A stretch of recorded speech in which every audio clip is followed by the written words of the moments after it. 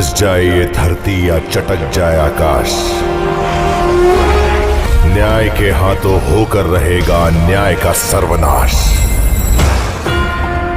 आ रहा हूं मैं, आ रहा हूं न्याय के 2 पैरों से अन्याय के 10 सर कुचलना। आ रहा हूं अधर्म का विध्वंस करने।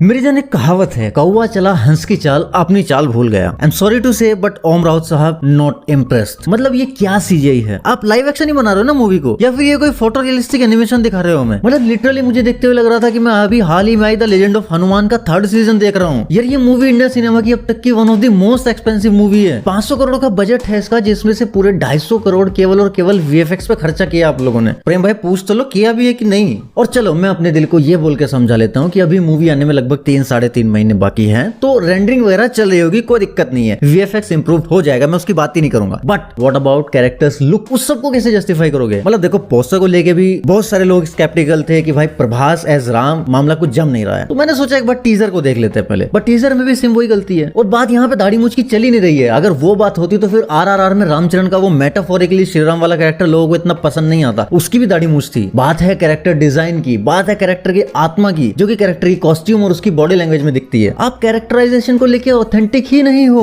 आप बोल रहे हो कि ये मूवी वाल्मीकि रामायण पे बेस्ड है, तो फिर हर कैरेक्टर के कपड़ों से वल्कल वस्त्र क्यों गायब हैं? वाल्मीकि रामायण में क्लियरली मेंशन्ड है कि श्री राम जब वन गमन पे निकले थे 14 साल के, उन्होंने वल्कल यानी कि भगवा वस्त्र धारण कर लिए थे। और उसके पीछे उस देश काल खंड के अनुसार कुछ मेयर रीजंस थे। वन ऑफ द रीजंस था कि श्री राम को सन्यासियों जैसा वेश बना के सन्यासियों के बीच रहना था, ताकि वो असुरों से उनकी रक्षा कर सके। और आप किष्किंधा कांड में उनकी हनुमान से प्रथम भेंट के बारे में पढ़ो, वहां पे क्लियरली मेंशन्ड है कि श्री राम को देख के हनुमान जी कहते हैं कि आपके कंधे सिंह यानी कि शेर के जैसे चौड़े हैं, और आपके मुख पे इतना तेज है कि आप सन्यासी तो लगते ही नहीं है किसी भी प्रकार से, आप अवश्य ही किसी राज परिवार से हैं। तो आपको किस एंगल से प्रभास इस लुक में सन्यासी लग रहे हैं? और ये वानर सेना के साथ क्या किया आपने? आप प्लैनेट ऑफ द एप्स बना रहे हो क्या? और असुर सेना looks like evil dead game के भूत। तानाजी की तरह रियल सोल्जर्स और रियल प्रॉप्स क्यों नहीं यूज किए सर जी? हॉलीवुड की नकल मत करो। उनका बजट 500 करोड़ नहीं होता, वो 5000 करोड़ लगाते हैं। कबीरदास जी ने क्या कहा था? तेते पांव पसारिए जेते लांबी सोर। और आप अपनी आधी गज की चादर में 4 गज फैलने की कोशिश कर रहे हो। वानर सेना में जो वानर थे वो प्लैनेट ऑफ द एप्स वाले बंदर नहीं थे, वो एक जनजाति थी जिनको वानर कहा जाता था, लेकिन थे वो भी ऑलमोस्ट इंसान ही। और फिर आपने बाकी की वानर सेना से हनुमान जी का लुक क्यों डिफरेंट रखा? लोग गालियां देंगे इसलिए? गालियां तो फिर भी पड़ेंगे। क्या पूरी वानर सेना में बाकी लोग सब बंदर ही थे, सिर्फ खाली हनुमान जी ही अलग दिखते थे उनसे? और हनुमान जी के कैरेक्टर का ग्रेस कहाँ है? ये किस एंगल से आपको हनुमान जी लग रहे हैं? स्क्रिप्चर्स में जैसा हनुमान जी को रेखांकित किया जाता है उस हिसाब से कहीं से भी मैच नहीं हो रहा है कैरेक्टराइजेशन। और रावण, उसके लुक की तो क्या ही बोलूं, वो लिटरली सोने की लंका का मालिक था। उसको सोने से बहुत गहरा लगाव था। सोना मतलब गोल्ड। उसकी बॉडी पे कहीं सोना दिख रहा है आपको टीजर में? और भारद्वाज मुनि के विमान शास्त्र के अकॉर्डिंग उसका पुष्पक विमान उस वक्त की इंजीनियरिंग का एपिटोम था। आज की युवा पीढ़ी जो रामायण को माइथोलॉजी मानती है, उसको आप ऐसे पुष्पक विमान दिखाकर रामायण को हिस्ट्री साबित करोगे? सीरियसली? आई मीन अगर आपको लार्ज स्केल पर रामायण बनानी ही थी और आपको रेफरेंस चाहिए थे कैरेक्टर्स के या उस वक्त के प्रॉप्स के, तो आप सिया के राम या देवो के देव महादेव जैसे सीरियल्स देख लेते, वहां से रेफरेंस ले लेते। और वो भी छोड़ो, आपने इस मूवी को बनाने की प्रेरणा 1996 में आई Japanese animation movie Ramayan the legend of prince Ram, उसी से ली थी ना ओम राउत साहब। तो वहीं से कैरेक्टर डिजाइन का रेफरेंस ले लेते। देखो कैरेक्टर्स के लुक्स की जहां तक बात है, उसको अभी भी सुधारा जा सकता है। अगर आपका सीजीआई का काम अभी भी चल रहा है, अगर ये फाइनल माल नहीं है, तो ये सब ठीक किया जा सकता है। अब देखो मैंने जो भी कहा अभी तक वो हेट नहीं था मूवी के प्रति, वो डिसअपॉइंटमेंट था, जो कि मैं हर बार बोलता हूँ। अब थोड़ा लुक्स और कैरेक्टराइजेशन से आगे बढ़ते हैं। ये मूवी चूंकि रामचरितमानस पे नहीं बल्कि वाल्मीकि रामायण पे बेस्ड बताई जा रही है, तो आई होप कि ओम राउत साहब क्रिएटिव फ्रीडम तो लें, बट जो इंपॉर्टेंट इवेंट्स हैं उनके साथ ऑथेंटिक रहें। कई बार राइटर्स अपना दिमाग लगा के इवेंट्स को तोड़ मरोड़ के दिखाते हैं ताकि वो आम जनमानस की सोच को इन्फ्लुएंस कर सके। तो इस फिल्म की कहानी कितनी ऑथेंटिक होगी, इसके ऊपर भी ये सवाल उठना लाजमी है। तो ऐसी इवेंट्स जो ओरिजिनल वाल्मीकि रामायण में है ही नहीं, क्या आप उनको भी पोर्ट्रे करोगे? जैसे श्री राम का देवी अहिल्या को पैरों से टच करके पत्थर से उनको स्त्री रूप में लाना, एंड लिटरली लक्ष्मण का वो लक्ष्मण रेखा खींचना जो उसने कभी खींची ही नहीं, और स्वयंवर से पहले सीताराम का वाटिका में मिलना और देवी सीता का मां पार्वती के मंदिर में जाके ये प्रार्थना करना कि मुझे राम ही पति रूप में मिले। ये सब इवेंट्स वाल्मीकि रामायण में नहीं। तो क्या आप इस मूवी में इस तरह की इवेंट्स को पोर्ट्रे करोगे? अगर करोगे तो फिर किस तरह से? और इसके बाद आता है कैरेक्टर डेवलपमेंट। अब रावण के लुक के साथ तो आपने कांड कर दिया, लेकिन पर्सनली मैं ये देखना चाहता हूँ कि उसका कैरेक्टर डेवलपमेंट किस प्रकार करते हो आप, क्योंकि ये कैरेक्टर रामायण के ऐसे कैरेक्टर्स में से है जिसको बहुत ज्यादा मिस इंटरप्रेट किया जाता है। इवन रावण को तो आजकल लोग भगवान मान के पूजने लगे हैं, एटीट्यूड वाले स्टेटस लगाते हैं लोग, शॉर्ट्स एंड रील्स बनाते हैं रावण के ऊपर। प्लस श्री राम के कैरेक्टर के इमोशनल शेड्स को किस तरह उकेरा जाएगा ये भी मैं जानना चाहूंगा, क्योंकि हम सब ने मोस्टली श्री राम को उनके मर्यादा पुरुषोत्तम रूप में ही जाना है, जबकि वाल्मीकि रामायण के अरण्य कांड में आपको सीताराम के बीच का असली प्रेम और उनके एक दूसरे के प्रति समर्पण के बारे में विस्तार से जानने को मिलता है। तो मैं चाहूंगा कि ओम राउत सर इस मूवी में हमें एक हल्का सा वो चैप्टर भी जरूर दिखाएं, क्योंकि उसके बिना फिर आप लंका की वॉर को जस्टिफाइड नहीं कर पाओगे। बाकी मैं अभी भी इस मूवी को लेकर ऑप्टिमिस्टिक हूँ। बॉयकॉट प्रजाति नंबर 2 का मैं अभी भी साथ नहीं दूंगा, बस इतना कहूंगा कि अभी भी टाइम है, कमियां सुधारी जा सकती हैं। अगर हॉलीवुड के ही नक्शे कदम पे चल रहे हो तो वो लोग भी जनता की सुनते हैं, कैरेक्टर्स के लुक सीजीआई में चेंज करते हैं, और जिस हिसाब से ये हैवी वीएफएक्स मूवी है, अगर अभी भी रेंडरिंग चालू है तो 6 महीने और डिले कर दो मूवी को, कोई प्रॉब्लम नहीं है, बट लुक्स पे काम करना बहुत जरूरी है, लुक्स का ऑथेंटिक होना बहुत जरूरी है। खैर ये सब तो थे मेरे विचार इस पूरे मुद्दे को लेके, और मैं आप सबसे ये सहयोग चाहूंगा कि इस वीडियो को, इसके पॉजिटिव क्रिटिसिज्म को आप लोग इतना शेयर करो कि ये बात मेकर्स के कानों तक पहुंचे और एक पॉजिटिव रिजल्ट निकले इसका। बाकी आप लोग खुद समझदार हो। इसके अलावा अगर ये वीडियो अच्छी लगी तो इसको लाइक कीजिए और इस चैनल को जरूर सब्सक्राइब कीजिए। बाकी अगर मुझसे पर्सनली कनेक्ट होना चाहते हैं तो आ जाओ इंस्टाग्राम पे, वरना मैं मिलता हूं नेक्स्ट वीडियो में, तब तक के लिए सायनारा।